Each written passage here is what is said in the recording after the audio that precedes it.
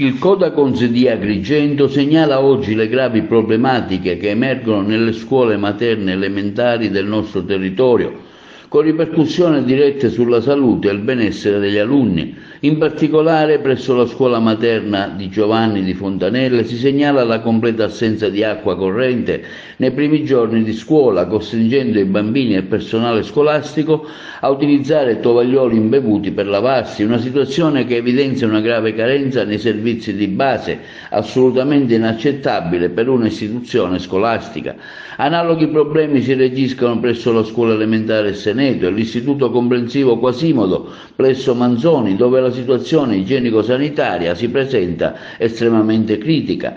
Un video realizzato dal presidente del Dipartimento regionale enti locali del Codacons di Rosa documenta lo stato di degrado nelle vicinanze degli istituti scolastici, con erba alta, rifiuti e un contesto ambientale che ricorda situazioni da terzo mondo. È inammissibile che i bambini debbano affrontare condizioni così deplorevoli senza servizi igienici adeguati, con un ambiente circostante pericoloso e insalubre, dichiara Di Rosa. Le istituzioni comunali devono intervenire immediatamente per garantire lo standard minimo di decoro e sicurezza nelle scuole, soprattutto in un momento così delicato come l'inizio dell'anno scolastico. Il Codacons, pertanto, chiede un intervento urgente da parte del Comune di Agrigento per risolvere queste gravi criticità e per assicurare che le scuole del territorio rispettino le normative igienico-sanitarie, tutelando la salute dei bambini e del personale scolastico.